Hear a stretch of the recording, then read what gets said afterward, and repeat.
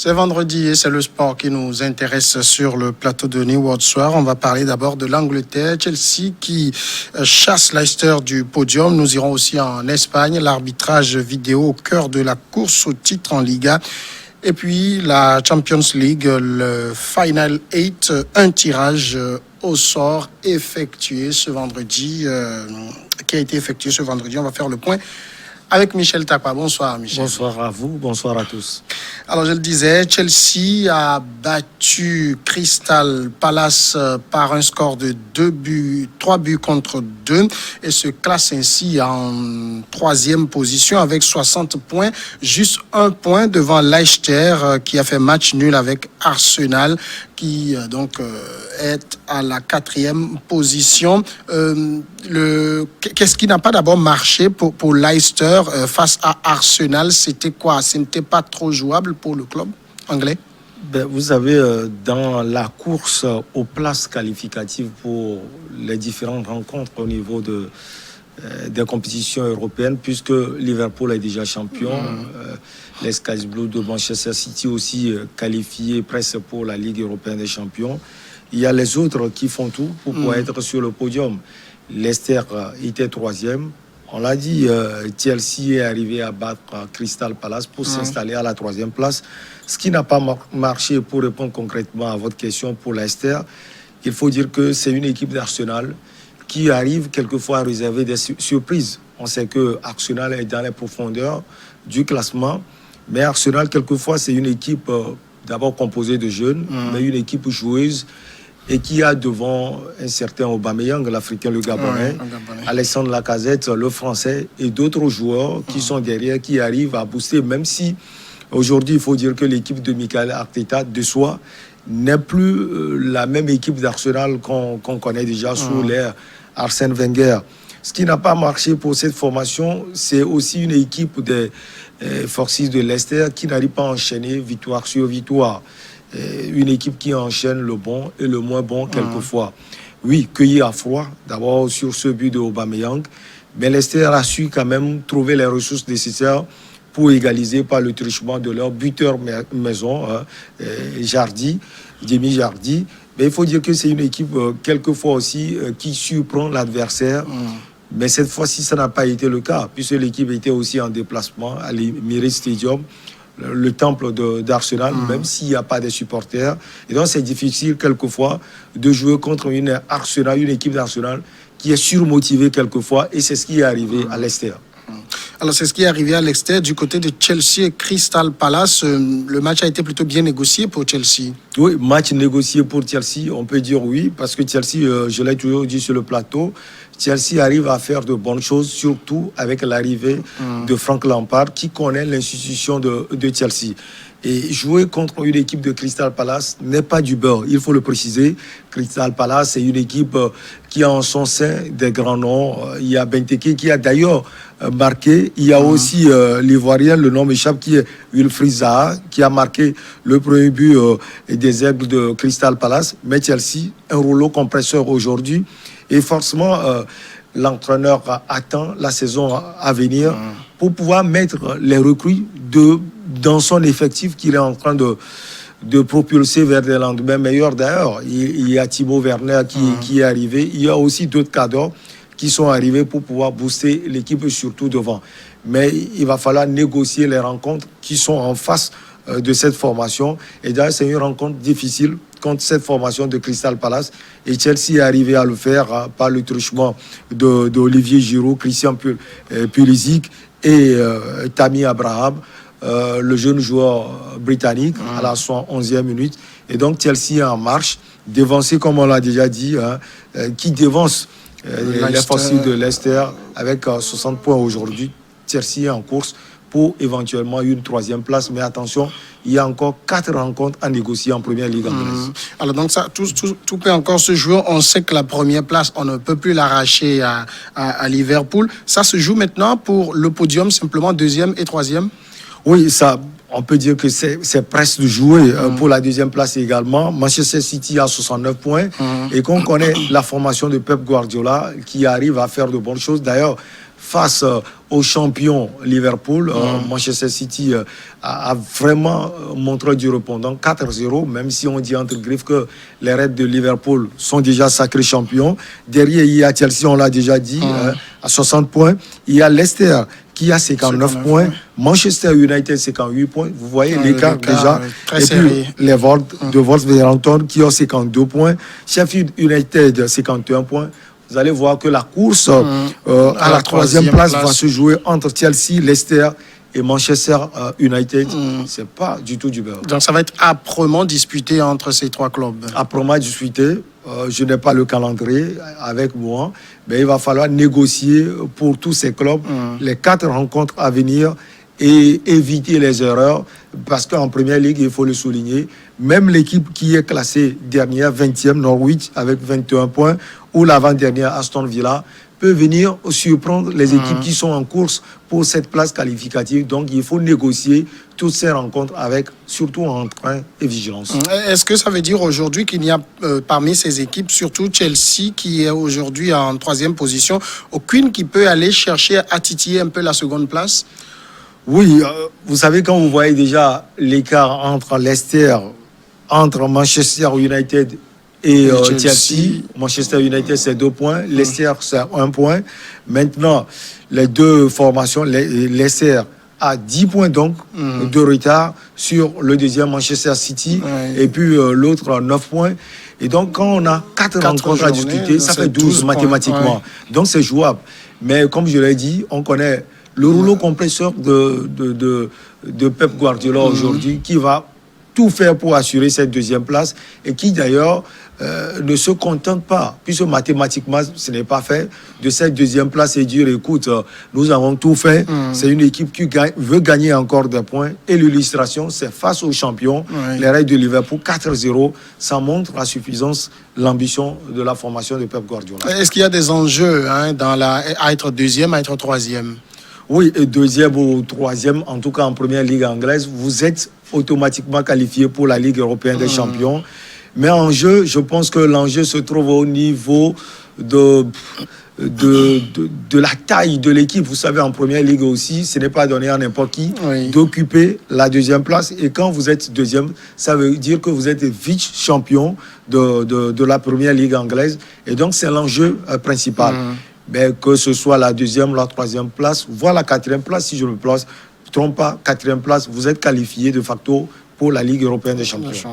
Second sujet, nous parlons du Barça. Barça, mécontent de la VAR, la vidéo arbitrale qui selon le Barça, permet un peu au Real de gagner des matchs. Quand on regarde un peu les matchs du Real, c'est vrai que sur un certain nombre de fautes, de pénaltys, il y a beaucoup de doutes, mais quand même, ça leur est accordé. Est-ce qu'on peut dire aujourd'hui que le Real est un peu chouchouté par la VAR? Ben, écoutez, je ne crois pas trop parce que des gens me qualifient de journaliste pro-Real. Mais pas du tout, parce que vous savez, le FC Barcelone en a aussi bénéficié.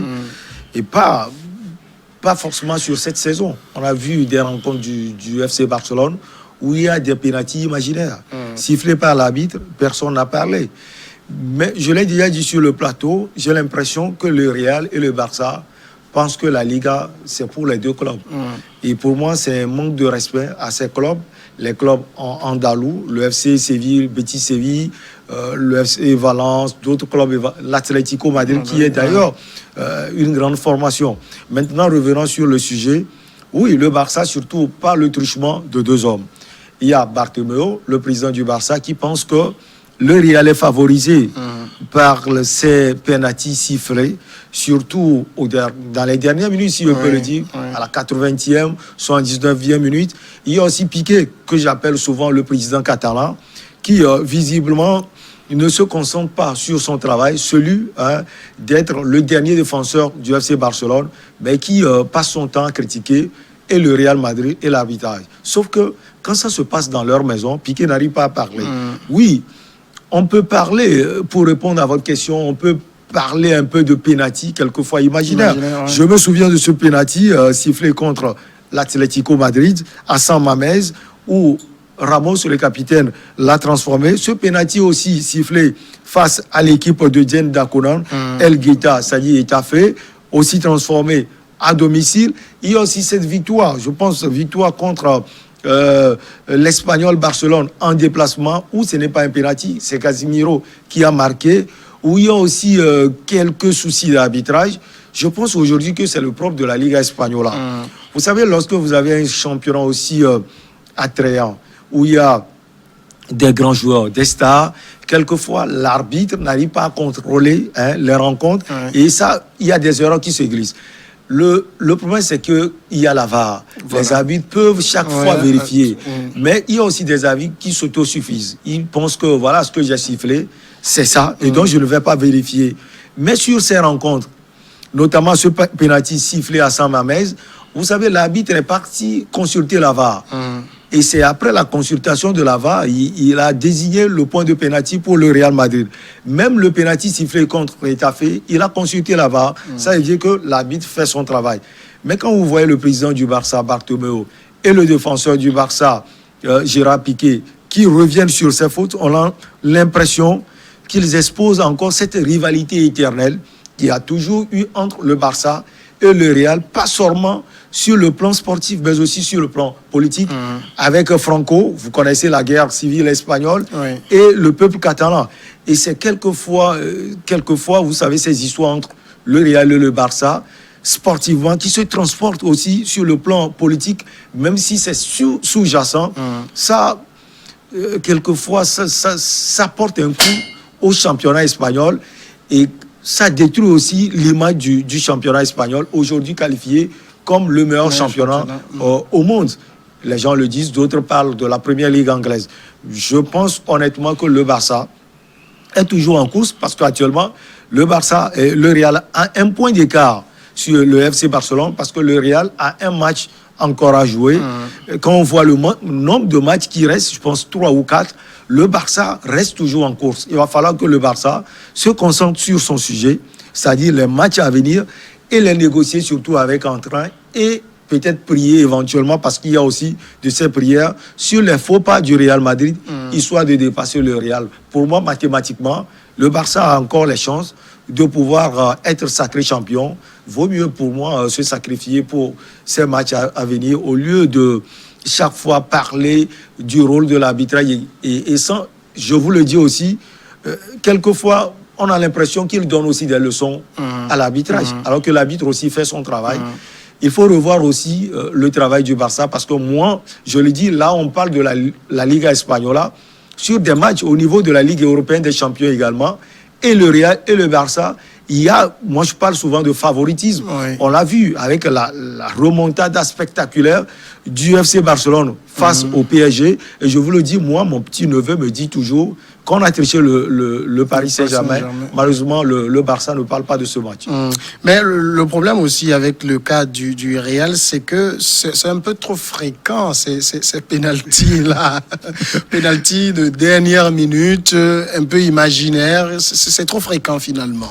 Oui, vous pouvez dire que c'est trop fréquent. J'ai déjà dit sur les plateformes que les matchs du Real se suivent et se ressemblent, sauf que l'ennemi n'arrive pas à trouver l'alchimie nécessaire.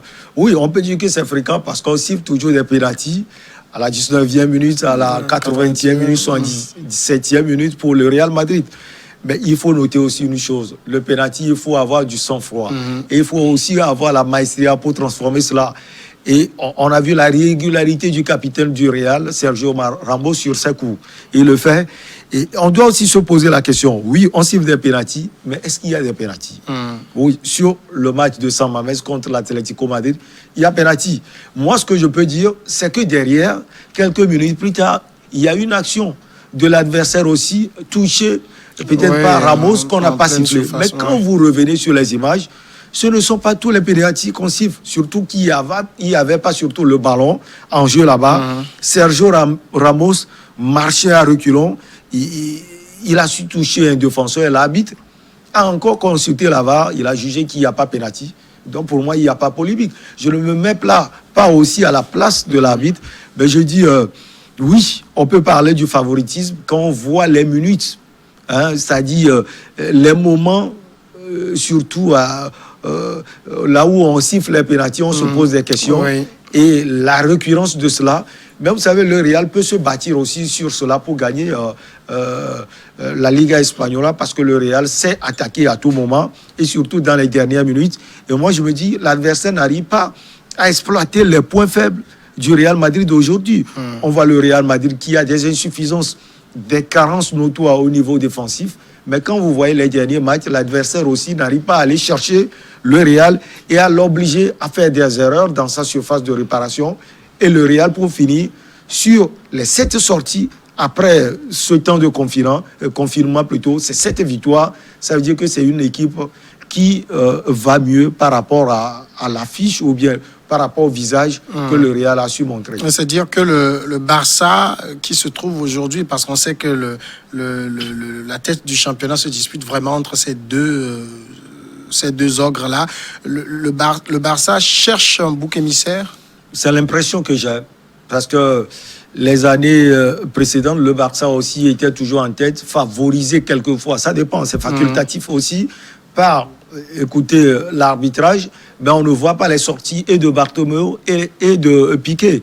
Et d'ailleurs, le capitaine et défenseur en face, qui est Sergio Ramos, mais lui ne rentre pas dans ce genre de polémique comme Piqué. D'ailleurs, il a dit, écoutez, si vous avez des problèmes, il faut s'auto-critiquer au lieu de jeter chaque fois l'anathème sur les autres. Donc, le Real, il dit qu'en tant que capitaine du Real, le Real gagne ses matchs en se battant véritablement sur le terrain. Voilà quoi. Dernier sujet, on parle du Final 8, c'est la Ligue des Champions. Le tirage au sort a eu lieu ce vendredi. On connaît donc un peu les différentes affiches, mais il y a quand même un certain nombre d'équipes qui n'ont pas encore validé leur ticket pour les quarts de finale, c'est bien ça? Oui, d'ailleurs, vous allez voir, quand vous voyez les tirages, on parle de Manchester City ou Real face à la Juventus ou Lyon. Oui. Alors, Manchester City va accueillir le Real Madrid parce qu'au match aller à Santiago Bernabéu, les hommes de Pep Guardiola sont allés dicter leur loi aux hommes de Zinedine Zidane. 2 buts contre 1 ou bien 1 but contre 2. Et donc, le Real doit carburer dur, surtout au match retour en Angleterre, pour pouvoir se qualifier. Et puis, la Juventus a été accrochée chez les Gones à Lyon, 0 but contre 1. Et donc, c'est la Juventus qui va accueillir Lyon au match retour. Et là, vous savez, on peut dire que la Juventus part favorite. D'abord parce que la Juventus est habituée de ce genre de compétition. Ensuite, la Juventus est en pleine compétition, c'est-à-dire la Série A italienne, alors que le championnat au niveau de la France a carrément fermé ses portes. Et donc, les Gones de Lyon ne sont pas en compétition. Mais vous savez, quand vous êtes en Ligue des Champions, il y a aussi les Guillons-là, cette envie de bien faire. Sur 90 minutes, Lyon peut surprendre. Et donc, entre les deux, ou bien les 4 formations, si Manchester sort et que la Juventus sort également, les 2 formations vont se rencontrer. Et voilà le tirage. Et c'est des huitièmes de finale qui se jouent en une seule confrontation, c'est bien ça? Oui, les huitièmes de finale qui se jouent en une seule confrontation, puisque... Non, j'allais plutôt parler des quarts de finale. Les quarts de finale. Les quarts de finale vont se jouer en une seule confrontation. D'ailleurs, au Portugal, vous avez suivi le tirage. Il y a Leipzig, le club allemand qui est qualifié et qui sera face à un autre club aussi qualifié, l'Atlético Madrid, les Colchoneros. Il y a le Barça également, qui va jouer son match retour contre le Napoli, au match aller en Italie. 1 but partout, face au Bayern ou bien à Chelsea. Maintenant, on peut dire facilement que le Bayern va pouvoir jouer les quarts de finale parce que le Bayern, au match aller, qui d'ailleurs s'est déplacé en Angleterre face à Chelsea, 3 buts à 0 en déplacement. Donc, le Bayern est presque qualifié et va affronter le vainqueur du match entre le Barça et Napoli. En plus, l'Atalanta Bergame, qui est aussi qualifié, le club italien, et c'est la surprise, et d'ailleurs qui le prouve en Série A italienne avec un rang honorable aujourd'hui, 4e position, va affronter le Paris Saint-Germain. Le Paris Saint-Germain également qualifié. Le couac aussi à ce niveau, c'est que le Paris Saint-Germain, même si c'est une équipe dans laquelle il y a des stars, ne joue pas la Ligue 1 française, donc est amputé aussi de compétition. Et puis ces matchs vont se jouer au stade Al-Valad, le stade de Sporting, et l'autre, le stade de la Luz, celui du Benfica Lisbonne. Alors, selon les commentateurs sportifs français, c'est un match bien négociable pour le PSG qui a une certaine malédiction au niveau de cette phase de la compétition aussi. Oui, bien négociable parce que, comme je l'ai dit, le PSG a en son sein aujourd'hui des valeurs sûres qui ne sont plus à présenter. Neymar, Mbappé et autres, même défensivement, le PSG a tous les atouts. Au milieu du terrain également, Di Maria qui peut décrocher à tout moment et qui peut faire un jeu de triangle à tout moment, alimenter les attaquants. Mbappé qui joue en faux neuf et qui peut revenir à tout moment. Mais en face, on a une équipe de l'Atalanta Bergame qui a aussi éliminé Valence. Je pense que c'est un club espagnol et qui, comme je l'ai dit, qui a de la compétition dans les jambes. Qui a de la compétition dans les jambes. Donc c'est un club forcément à ne pas négliger. C'est vrai, ça ce sont des commentateurs, des journalistes français, parce que c'est normal. Oui, c'est une équipe française, équipe, mais attention, en face, on a une équipe aussi qui vient de l'Italie et qui est solidement en place, surtout l'atout de cette formation de l'Atalanta Bergame. C'est sa défense aussi solide, composée des joueurs qui tiennent physiquement et qui peuvent aussi gêner l'attaque du Paris Saint-Germain et qui, comme je l'ai toujours dit, n'est pas aussi en jambes. Le retour pour Lyon et la Juve, est-ce que l'avantage va toujours rester côté lyonnais qui part aussi avec la victoire de l'aller 1-0? C'est une équipe des Gonds de Lyon qui est teigneuse. Il y a des valeurs sûres devant qui peuvent véritablement inquiéter une formation, surtout une défense de l'équipe de la Goba qui, on l'a vu sur leur récente sortie au niveau du Milan, ont laissé quand même des plumes. Encaissé 4 buts, alors que vous meniez 2-0. Ça veut dire qu'il y a aussi des problèmes en défense. Et surtout le plan de jeu aujourd'hui de Mauricio Sarri, qui ne sied pas forcément au cadre d'une équipe de la Juventus de Turin. Mais la Juventus, vous savez, a déjà perdu la Coupe d'Italie. La Juventus est en course pour le championnat, la Serie A italienne. D'ailleurs, derrière, il y a une équipe de la Lazio de Rome qui la gêne. La Juventus a été battue par le Milan AC et donc il n'y a plus 4 points. Aujourd'hui, il y a 4 points d'écart entre la Juventus et l'équipe qui suit en même temps, l'équipe de Simone Inzaghi. Et donc, la Juventus sait que il y a la Ligue des Champions devant. Nous devons tout faire. Nous avons les éléments, Dybala, Ronaldo, CR7 et tous les Higuaín et autres pour pouvoir gagner cette compétition. Mais pour pouvoir arriver à la gagner, d'ailleurs, il faut passer par ce match contre les Gonds de Lyon, une équipe teigneuse qui peut aussi vous piquer à tout moment. Et donc, certes, l'avantage, puisque je l'ai déjà dit, est pour la Juventus de Turin, mais attention à ces jeunes Lyonnais. Surtout que la Juventus compte dans ses rangs un CR7 qui est habitué au remontada. Oui, non seulement habitué au remontada, il a déjà marqué 26 buts cette saison. Et on l'a vu visiblement à chaque match, il a marqué des buts. Ce n'est pas tellement cela en Ligue européenne des champions. D'ailleurs, lors du déplacement à Lyon, il n'a pas marqué. Donc CR7... Oui, vous avez bien fait de le souligner, non seulement au remontada, mais c'est quelqu'un qui est habitué à cette compétition. CR7, c'est quelqu'un qui aime relever les défis. On l'a vu, l'exemple simple, c'est qu'ils avaient encaissé 2 buts chez l'Atlético Madrid, une équipe teigneuse. Mais CR7 est arrivé à renverser le score, à renverser cette formation, 3-0 au finish au match retour.